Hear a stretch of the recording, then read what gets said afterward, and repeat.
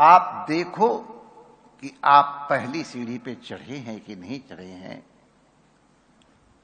आत्मस्वरूप की जानकारी के मार्ग में या भगवत प्राप्ति के मार्ग में आपने पहला कदम उठाया है कि नहीं उठाया।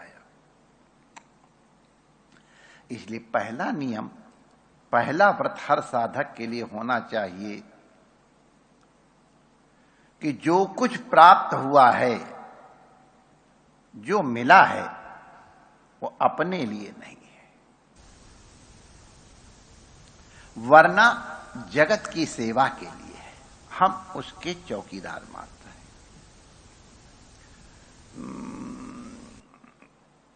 क्योंकि वो आपकी उपलब्धि नहीं है, आपको प्राप्त हुआ है, आपने अपनी सामर्थ्य से उसका अर्जन किया हो, इस भ्रांति में नहीं रहना चाहिए।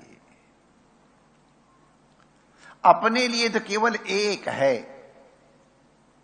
जो उत्पत्ति और विनाश से रहित है, वही हमारा हो सकता है और हम उसके हो सकते हैं।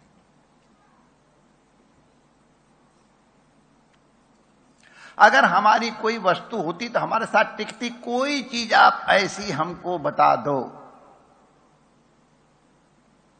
जो आपके पास आई हो और उस रूप में रही हो, मिलते ही उसी क्षण उसका क्षरण प्रारंभ हो जाता है। उत्पन्न होती है वस्तु, क्षरण होता है और अंत में उसका नाश हो जाता है।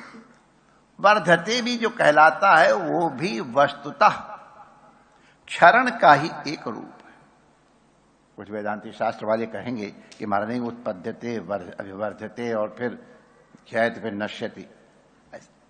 वो जो वर्धन भी है, बीज के नष्ट होने पे ही अंकुर होगा, अंकुर के नष्ट होने पे ही वृक्ष बनेगा। तो इसलिए जो विनाश और उत्पत्ति से रहित केवल एकमात्र परमात्मा है, वही हमारा है, उसके अतिरिक्त हमारा कुछ नहीं है। हम चौकीदार मात्र हैं। प्रसिद्ध घटना है, किन्हीं महापुरुषों ने किन्हीं के पास, सामर्थ्यवान के पास समाचार भेजा कि देखो इन सज्जन की कन्या का विवाह है, इनके लिए आप कुछ सहयोग कर दो। अब उतने बड़े संत का आदेश आया था तो अपनी सामर्थ्य भर उन्होंने दिया। इतना हो गया कि बेचारा वो घबरा गया, इतना हम क्या करेंगे। तो कहा जाके उस संत महाराज, उन्होंने तो हमको इतना लाद दिया, हम करें क्या। तो जब उन संत ने पूछा, बड़े नहीं महाराज कुछ नहीं आता। अरे तुम इतना करके तुम आंखें झुका के क्यों रहते क्यों। बड़ा प्रसिद्ध श्लोक है, दोहा है कि देनहार कोई और है,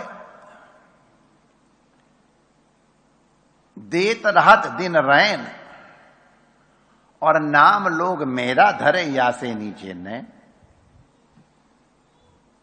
ये दृष्टि है कि देनहार तो कोई और है। आप ईमानदारी पूर्वक देख लो, जो भी तुम्हारे पास है वो तुम्हारे कंट्रोल में है क्या। कोई भी ऐसी वस्तु है जिसको आप जिस तरह रखना चाहें उस तरह रह पाएगी, नहीं रख सकती। इसका तात्पर्य है कि वो वस्तु तुम्हारे कंट्रोल में नहीं है, इसलिए तुम्हारी नहीं है। तो इसलिए जो वस्तु मिली है, जो आपको योग्यता मिली है भगवत कृपा से, जो सामर्थ्य है, इसको भगवत कृपा से प्राप्त मानो। ये मेरी नहीं है, चूंकि ये मेरी नहीं है इसलिए, और किसी की होए, भगवान की है कि किसकी हम नहीं जानते हैं, लेकिन कम से कम ये निश्चित समझो कि कम से कम मेरी नहीं है। अगर तुम मेरी नहीं है यह समझ लोगे तो उसके जाने आने का दुख, अप्राप्ति का दुख, क्षरण इत्यादि का दुख क्लेश नहीं होगा। वस्तु में सब चीजें जोड़ लीजिए, पद है, सामर्थ्य है, सब सब।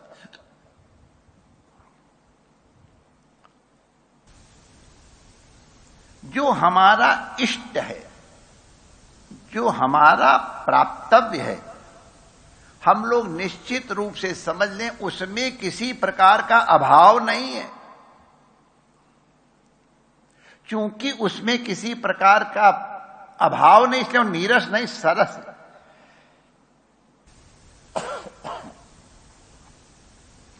निरंतर आनंद है, इसलिए वो कभी पराधीन नहीं है। जो हमारा इष्ट है वो परिपूर्ण है, रसमय है और स्वतंत्र है। इसलिए आप अगर ये समझो कि हम किसी वस्तु से उसे प्राप्त कर लेंगे तो ये तुम्हारी भ्रांति है। खरीदा वही जा सकता है जो कुछ किसी चीज की वांछा रखता हो। जैसे हमको किसी वस्तु की वांछा है तो इसलिए हम धन देंगे, तो धन देंगे तो हमको वस्तु मिल जाएगी। जो विक्रेता है उसको धन की आवश्यकता है, इसलिए वो वस्तु दे देगा। इसी का नाम विनिमय है। तो ये विनिमय अल्प सामर्थ्य वालों का लक्षण है। परमात्मा परिपूर्ण है, इसलिए कभी इस भ्रांति में मत रहो कि हमने इतना कर दिया है, हमने इतनी तपस्या कर ली, हमने इतना साधन कर लिया है, हमारी इतनी योग्यता है, इससे परमात्मा नहीं मिलेगा। हो सकता है वो थोड़ा और दूर हो जाए। अगर दृष्टि समझो तो इसका मतलब है आपकी दृष्टि परमात्मा से हटकर अपने ऊपर चली गई। अपने जो वस्तु नहीं है उसको अपना मानने में चली गई। ऐसा संतों से हमने सुना है, ये संभवतः हमारे शिक्षा के लिए ही होगा। अच्छा कि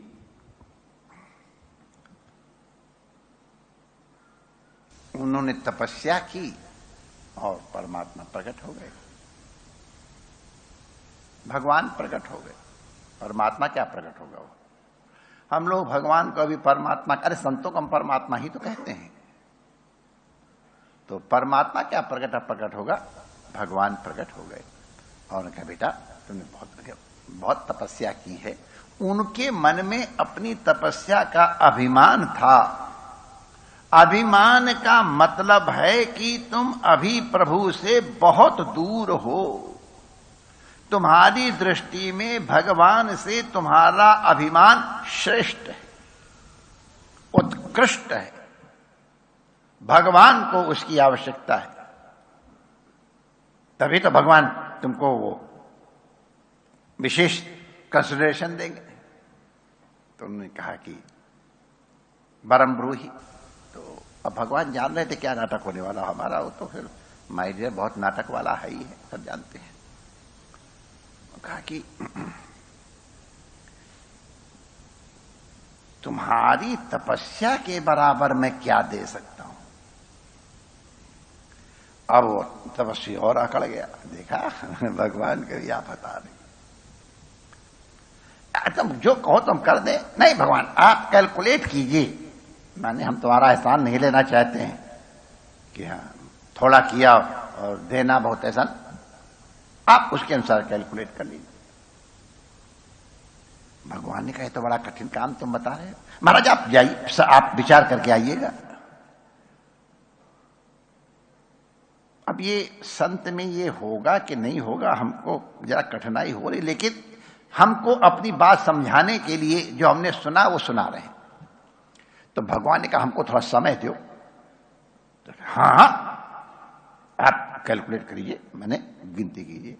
भगवान को क्या गिनती करनी थी, सारी विद्या तो उनके अंदर।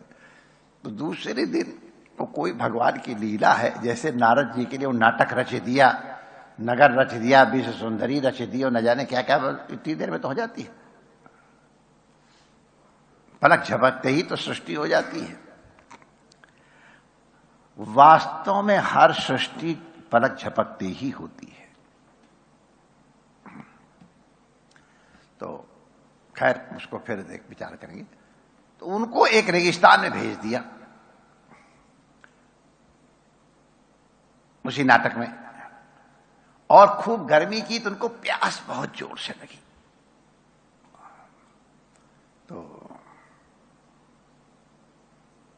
पानी के लिए ढूंढने लगे। अब जितना रेगिस्तान की गड़बड़ है, पानी को जितना ढूंढो उतना वेपराइजेशन हो जाता है, उतनी ही प्यास और बढ़ती चली जाती है। अब उनकी प्यास थोड़ी, आप लोग कभी अनुभव न करें, भगवान आपको, हम तो सब भोगे हुए हैं। पहले तालू सूखता है और फिर गले में ऐसे लगता है कांटे उग गए हैं। थूक गटकना मुश्किल होता है, थूक निकलता ही नहीं, गटकेंगे क्या, मन होता है गटके लेकिन आता नहीं। अब वो उनको लगा कि प्राण जाएंगे, डिहाइड्रेशन, आप लोग समझ लो, वो डिहाइड्रेशन शब्द नहीं जानते थे, लेकिन प्यास से प्राण जाएंगे। तो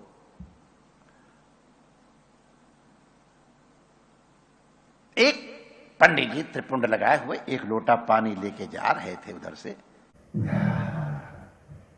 अरे भैया एक पानी हमको पिला दो, अभी सिखाने के लिए है, वैसे नहीं है। उनका वाह, मैं शंकर जी के पास जल चढ़ाने जा रहा, तुमको कैसे दे दूं? वरना प्यासे को अगर जल दे दो तो शंकर भगवान पहले प्रसन्न होते हैं, उनके पन्ना चढ़े दो। गधे को पानी पिला दिया था संत ने, तो रामेश्वर पे जाके चढ़ गया था। देखो तो नाटक था, मैं शंकर जी पे जल चढ़ाने जा रहा हूं। अरे शंकर जी पे जल चढ़ाने का जो पुण्य हो मैं तुमको दे दूंगा, क्या तुम पुण्य दोगे? शंकर जी के पर जल चढ़ाने का तो अनंत पुण्य होता है। अरे मैं तुम्हारे पास है क्या दे दोगे? अरे मेरे पास तपस्या है। अभिमान था तपस्या, क्या दोगे? तो अब वहां वही बात है ना कि जिसको लेना है और जिसको देना है उसका भाव नहीं होता है। लेना है तो जिस भाव में मिले उसको लेना पड़ता है, और देना है तो जिस भाव में बिकता उस भाव में देना पड़ता है। तो होने लगा मूल भाव। अब हम कथा को लंबी क्या करें, समय हो रहा है। हम आदि जीवन की तपस्या दे रहे हैं, क्या छोड़ो, शंकर जी पे जल चढ़ाने का तुम्हारे आजीवन जीवन की तपस्या क्या हो।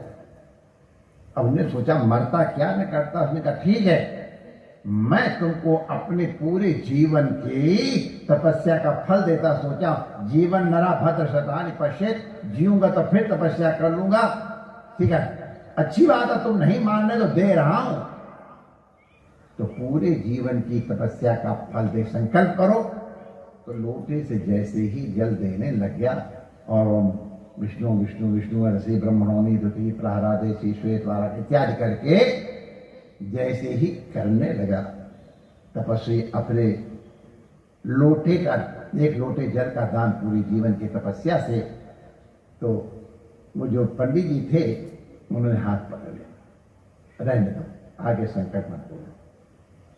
अरे क्यों पानी दो? नहीं नहीं हो गया। तो उनके मुंह के तो भगवान खड़े।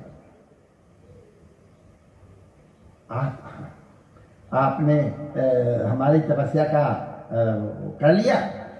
हाँ, हमने नहीं किया, तुमने किया। क्या किया? एक लोटा पानी। अभी अभी अपने सारे जीवन की तपस्या का मूल्य तुमने एक लोटा पानी के संग विनिमय कर दिया, और उसमें हमारा एहसान था, तुम याचक थे। अब तुम बताओ माय डियर तपस्वी जी, कै लोटा पानी तो तुम डोल डाल में लगाते थे, महात्मा थोड़ा पानी ज्यादा लगता है। कै लोटा में तुम कुल्ला करते थे, कै लोटा में तुम स्नान करते थे, और सब बता के एक दिन में इतने लोटा पानी तुम करते थे, कै जीवन तपस्या करोगे? तब दे पाओगे जिनका। साधक उसको तपस्वी को समझ में आ गया, भगवान के चरणों में गिर गया, प्रभु मेरे अभिमान को आप क्षमा करें। उसे लगा जैसा अभी हम लोग विचार कर रहे थे, किसी भी तपस्या का फल, किसी भी साधना का फल, किसी भी दान का फल, किसी भी त्याग का फल आत्म साक्षात्कार या प्रभु दर्शन नहीं हो सकता है। जो कुछ तुम अपना समझ रहे हो उसको पुनः स्मरण कर लें। जो तुमको मिला है वो तुम्हें उसकी चौकीदारी मिली है, तुम उसके मालिक नहीं हो। तुम्हें जो योग्यता की प्राप्ति हुई है वो तुम्हारी अर्जित नहीं है, तुम्हें प्राप्त हुई है। तुम्हारी जो सामर्थ्य है वो भी किसी के द्वारा दी हुई है। ये समझ करके जिसकी है, जिसकी वस्तु इस आगे राखे, प्रभु की वस्तु प्रभु को अर्पित करने की दृष्टि से उनके स्वरूपभूत विराट को, जनता जनार्दन को अर्पित करे। अपनी वस्तु, अपनी योग्यता और अपनी सामर्थ्य, प्रभु की प्राप्ति की भी अगर अभिलाषा कर रहा है तो भी न्यूनता है। हमको तो अपनी जो हमको उत्तरदायित्व दिया गया है, हम उसका निर्वाह मात्र कर रहे हैं। निर्णय उसको इसलिए करना है कि वो मेरा है। अभी हम लोगों ने विचार किया था, ठीक है, कोई बात नहीं, बस केवल प्रभु हमारे हैं। जो हमारे हैं उनको हमें क्या चाहिए, कब चाहिए, कितना चाहिए, किस प्रकार से चाहिए इत्यादि उन्हें मालूम है। चिंता उनकी है, हम चिंता करके उनकी सामर्थ्य में संदेह करते हैं। अच्छा है। तो ये पहला पाठ है जो प्राप्त हुआ है। मेरा नहीं है, मेरी योग्यता मेरी नहीं है, मेरी सामर्थ्य मेरी नहीं।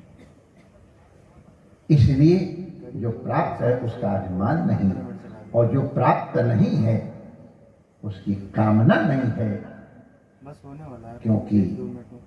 इससे अपने प्रभु की सामर्थ्य में न्यूनता का प्रकाशन होता है कि तुम वही तो चाहोगे जो तुमको दिया नहीं गया है। माने भगवान को अकल नहीं है कि तुमको ये दें, और इसलिए आप कामना कर रहे हैं। इसलिए जो प्राप्त नहीं है उसकी कामना छोड़ दो।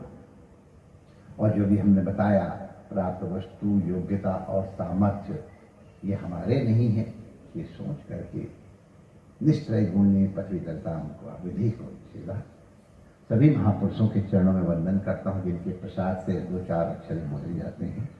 आचार्य जी सहित सभी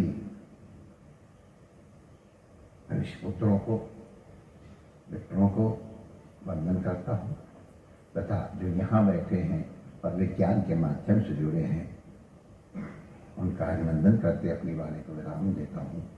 जय श्री